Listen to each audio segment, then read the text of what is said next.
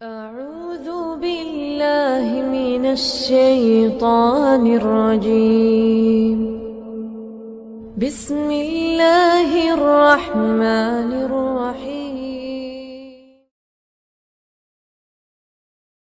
Betul, nah ini fungsinya ngaji itu ya begini. Awalnya wis masa bodoh karena belum kenal, belum paham dengan Quran, belum kenal dengan sunnah, belum tahu ketetapan Allah, ketetapan Rasulullah. Yang dalam benaknya hidup ini ya wis ning dunya iki tok. Ketika hidup di dunia pokoknya harus punya harta, sehingga rebutan bondo. Rebutan bondo tok, yang dipikirkan dalam benaknya setiap detik itu hanya bondo dunya. Tidak peduli bagaimana cara pemerolehannya, apakah dengan cara yang halal atau dengan cara yang haram. Kalau toh sudah dapat dengan cara yang halal juga tidak peduli bahwa ini punya kewajiban zakat karena belum ngerti. Nah, ini fungsinya ngaji. Ketika sudah paham, hatinya terbuka, hidayah masuk, oh ternyata harta ini hanya titipan dari Allah. Kita orang yang dititipi harus menjaga dan menunaikannya sesuai dengan apa yang sudah dikehendaki oleh Allah dan dicontohkan oleh Rasulullah. Salah satunya kewajibannya adalah mengeluarkan zakat. Nah, kemudian panjenengan tersadar, maka semua harta yang panjenengan miliki selama ini panjenengan keluarkan zakatnya. Nah, itu sudah betul. Memang harta yang kita punya kewajibannya kita keluarkan zakatnya. Zakat itu wajib, bukan sukarela. Zakat itu wajib, bukan seikhlasnya. Ada aturannya. Nah, kalau kita tidak mengeluarkan zakat, berarti kita memakan barang atau harta yang haram, karena itu sebagiannya bukan milik kita. Ya, perlu kita catat ya, kita pahami yang namanya zakat itu wajib, bukan sunnah, namun wajib. Yang namanya wajib ya harus dikeluarkan bagi yang mampu, harus dikeluarkan sesuai dengan ketentuan, ya, bukan sunnah. Yang namanya wajib sesuai ketentuan maka bukan seikhlasnya. Tidak ada zakat seikhlasnya. Ya sudahlah, saya tak zakat seikhlasnya. Dititipi oleh Allah harta 100 juta wis sak ikhlase. Aku mau ikhlas 2 juta. Kurang itu. Kurang dari ketentuannya. Kalau sedekah itu seikhlasnya. Namun kalau zakat tidak bisa seikhlasnya. Harus ada ketentuannya, misalkan 100.000, seikhlasnya 1.000, ya kurang. 100.000 itu ya 2.500. Nah, kita ini banyak manusia nek babakan sampai pada kewajiban zakat, uang 25.000 itu nek itu kelihatan oke bagi manusia yang tidak ada iman, cinta pada dunia berlebihan. Padahal yang ngakune Islam, ya sholat bentino.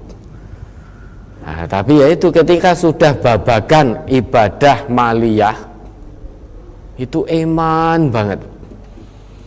Ya, ibadah ini kan ada 2, madiyah dan ghairu madiyah. Ibadah yang terkait dengan materi dan juga ibadah yang tidak terkait dengan materi. Yang tidak terkait dengan materi, contoh sholat, puasa, itu tidak terkait dengan materi. Banyak manusia kalau mengerjakan ibadah yang tidak terkait dengan materi itu semangat, sholat, semangat sholatnya. Puasa semangat, bukan hanya Ramadan saja, puasa sunnahnya tidak pernah kendat. Namun ada juga ketika sudah sampai pada ibadah yang ada materinya seperti zakat, wah itu awal bakhil, iman-iman. Nah, padahal orang yang beriman itu baik terkait dengan ibadah madiyah maupun ghairu madiyah itu tetap semangat istiqomah, itu orang yang beriman. Bagi orang yang dimampukan oleh Allah, dia punya kewajiban yang namanya zakat. Maka tanpa pikir panjang, tanpa perhitungan jelimet, pokoknya sesuai kadar ketentuannya minimal sudah keluarkan. Besora pikir panjang lagi, karena itu bukan hak kita.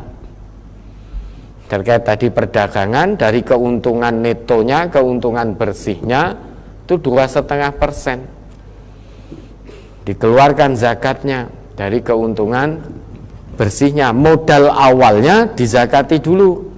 Misalkan untuk berdagang modalnya berapa? Modalnya 10 juta. 2,5% dari modal itu dizakati dulu, karena kita ambil jiwa zakatnya, ruh zakatnya. Kemudian sesudah itu setiap ada keuntungan bersihnya diambil 2,5% dari neto dari keuntungan bersihnya, keluarkan zakatnya, karena yang 2,5% itu bukan hak kita. Haknya 8 asnaf, 8 golongan yang Allah titipkan pada kita. Maka harus kita tunaikan. Wong bukan hak kita, ya jangan dimakan, jangan digunakan. Itu hak 8 asnaf, 8 golongan, sebagaimana yang Allah firmankan dalam Quran surah At-Taubah itu ayat 60. Maka harus kita bayarkan, kita tunaikan. Lah dulu belum ngerti, sekarang sudah ngerti, alhamdulillah hatinya terbuka. Maka dengan ketundukan, dorongan keimanan dan ketakwaan kepada Allah, harta yang selama ini tidak pernah dizakati karena belum ngerti, kemudian menjadi paham, ngerti, lantas keluarkan zakatnya. Harus beda memang orang yang tahu dengan orang yang belum tahu. Kalau tahu tidak ada bedanya, sama saja perbuatannya. Lah terus apa bedanya dengan orang yang tidak tahu? Coba diingat kembali itu Quran surah Az-Zumar ayat 9, Qul hal yastawil ladina ya'lamun wal ladina la ya'lamun. Enggak usah diingat kembali. Surat Az-Zumar nama surat 39 ayat 9. A'udzu billahi minasyaitonir rajim. Amman huwa qanitun ana al-laili sajidan wa qa'iman yahzarul akhirata wa yarjuna rahmata rabbih. Qul hal yastawil ladzina ya'lamuna wal ladzina la ya'lamun innama yatazakkaru ulul albab. Apakah kamu, hai orang-orang musyrik, yang lebih beruntung, ataukah orang yang beribadah di waktu-waktu malam dengan sujud dan berdiri, sedang ia takut kepada azab akhirat dan mengharapkan rahmat Tuhannya? Katakanlah, adakah sama orang-orang yang mengetahui dengan orang-orang yang tidak mengetahui? Sesungguhnya orang yang berakalah yang dapat menerima pelajaran. Nah, ayat ini bukan hanya sebatas apresiasi dari Allah terhadap orang yang berilmu, terhadap orang yang tahu, bukan hanya sebatas itu. Namun ayat ini merupakan atau menjelaskan tentang dunia tanggung jawab, konsekuensi yang harus dilakukan bagi orang yang tahu. Maka harus ada perbedaan orang yang tahu dengan orang yang tidak tahu. Nah, panjenengan tadi awalnya tidak tahu kalau ternyata di sebagian harta itu ada kewajiban zakat, karena belum ngaji, nggak ngerti. Kemudian ngaji, menjadi tahu. Lah maka saat panjenengan tahu, itulah ada konsekuensi yang harus panjenengan kerjakan, yaitu keluarkan zakatnya. maka yang panjenengan lakukan sudah betul. Kalau panjenengan sama saja, ibarat bahasa Jawanya porah, wes dosa yo ben, pokoknya saya ndak mau zakat karena iman-iman. Lah kata Allah dalam ayat ini, panjenengan bukan termasuk hambanya yang berakal sehat, bukan termasuk ulul albab. Karena apa? Setelah tahu tetap sama saja perbuatannya, tutur katanya, kewajiban zakatnya tidak ditunaikan. Sama saja keadaannya, sama persis ketika panjenengan belum tahu. Terus lantas apa bedanya? Tidak ada perbedaannya. Nah, kata Allah sekarang, siapa itu ulul albab? Coba Az-Zumar ayat 18. Itu ulul albab. Ada kaitannya ya. Surat Az-Zumar ayat 18. Alladzina yastami'una al-qawla fayattabi'una ahsanah ulaika alladzina hadahumullahu wa ulaika hum ulul albab. Yang mendengarkan perkataan lalu mengikuti apa yang paling baik di antaranya, mereka itulah orang-orang yang telah diberi Allah petunjuk, dan mereka itulah orang-orang yang mempunyai akal. Nah, ini ulul albab. Itu siapa? Kata Allah, ulul albab itu alladzina yastami'unal qawla, yaitu orang yang senantiasa mendengarkan perkataan-perkataan, namun tidak semua perkataan diikuti. Yang diikuti apa? Perkataan yang terbaik, yaitu Al-Quran. Fayattabi'una ahsanah.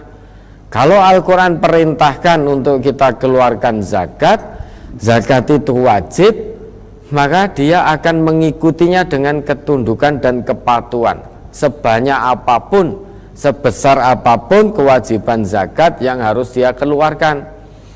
Nah, kalau tidak mau mengikuti ketentuan Al-Quran ini, berarti orang tersebut tidak mengikuti sebaik-baik perkataan.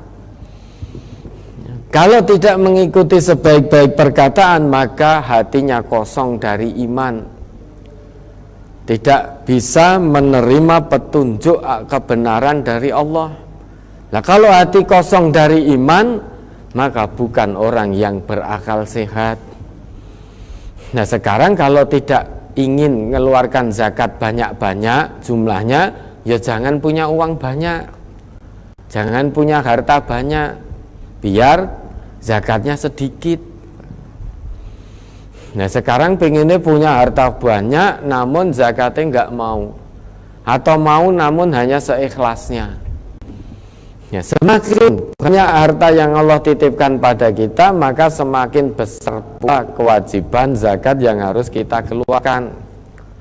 Nah, kalau kita hanya menggunakan akal kita, maka akan eman-eman. Misalkan dapat ratusan miliar, wah zakatnya ya ratusan juta itu. Wah, maneman nih. Misalkan zakatnya sampai 300 juta kewajiban zakatnya, setan masuk. 300 juta mbok keke kuwi untuk mobil anyar loh. Jadi eman-eman. Karena kita hanya menggunakan akal tok. Akalnya yang digunakan bukan akal sehat, akal hawa nafsu, akal yang penuh dengan hawa nafsu, akal yang didominasi oleh ketamakan. Maka yo eman-eman, mosok zakat tok 500 juta. Iman-iman. Lah kalau tidak mau mengeluarkan sebanyak itu, ya jangan punya uang sebanyak itu. Karena memang sudah menjadi satu kewajiban. Namun kalau kita dengan hati keimanan penuh kepada Allah, hati kita penuh dengan keimanan, berapapun yang Allah titipkan dari harta dunia, maka kita akan tunaikan. Kita tunaikan sesuai dengan ketentuan yang sudah Allah berikan dan Rasul tentukan, Rasul contohkan. Oh, enggak ada iman-iman. Semakin besar yang Allah titipkan, ya kita wis cul gitu, karena itu kewajiban. Orang itu untuk bisa ikhlas, sabar, tunduk patuh melaksanakan kewajiban, syarat mutlaknya hatinya harus penuh dengan keimanan. Kalau hatinya kosong dengan keimanan atau hanya setengah dari keimanan, maka sulit untuk melakukan kewajiban-kewajiban dari Allah dan juga dari Rasulullah. Seperti sholat, itu kewajiban kita. Namun itu sangat berat bagi orang yang ngaku Islam sekalipun untuk menunaikan kewajiban sholat, ya, tidak ada kaitannya dengan materi ibadah sholat itu berat. Yang tidak berat siapa? Hamba Allah yang hatinya khusyuk. Maka untuk bisa melakukan kewajiban-kewajiban dari Allah secara kafah, totalitas, jiwa dan raga, perlu hati yang khusyuk. Yang paling utama itu hati khusyuk. Ya, hati khusyuk itu akan melahirkan akal yang sehat. Akal yang sehat akan melahirkan pola pikir yang sehat, yang benar. Pola pikir yang benar, hati yang sehat, akal sehat, pola pikir sehat, itu akan melahirkan agama yang sehat, yang lurus. Sehingga ringan hatinya. Bahkan saat tidak bisa menunaikan kewajibannya, gelisah. Jangankan yang wajib. Kalau seorang hamba itu hatinya sudah khusyuk, ketinggalan yang sunnah saja gelisah, tidak tenang, tidak nyaman. Ketinggalan untuk tidak ikut dalam sedekah yang sunnah, yang sifatnya sunnah, itu hatinya gelisah. Karena hatinya sudah khusyuk. Kok sampai enggan, tiba-tiba ada seruan sedekah kok sampai ketinggalan, itu gelisah. Pasti dia akan cari informasi ke rekening mana ini biar segera bisa ditransfer. Rekening misalkan rekeningnya sudah ditutup, itu akan gelisah mencari tahu. Karena memang hatinya khusyuk, sehingga tertinggal dari yang sunnah saja gelisah, gundah gulana. Kalau tertinggal dari sunnah saja sudah gelisah, apalagi sampai tertinggal yang wajib. Nah, kalau ada seorang hamba tertinggal wajib biasa-biasa saja, apalagi tertinggal yang sunnah, wes ora masalah. Mung sunnah, wajib tak tinggal kayak Allah mung sedekah, zakatnya tak bayar loh. Zakat saja yang wajib tidak saya keluarkan, apalagi hanya yang sedekah.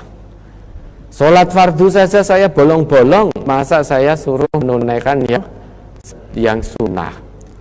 Nah, maka untuk menunaikan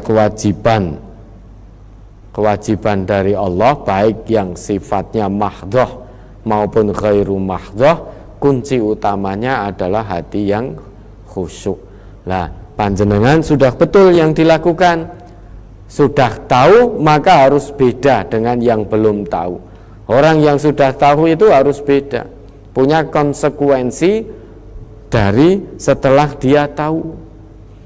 Nah, dalam hal zakat ini berarti setelah tahu panjenengan keluarkan zakatnya. Itu fungsinya dari tadabbur ayat-ayat Allah.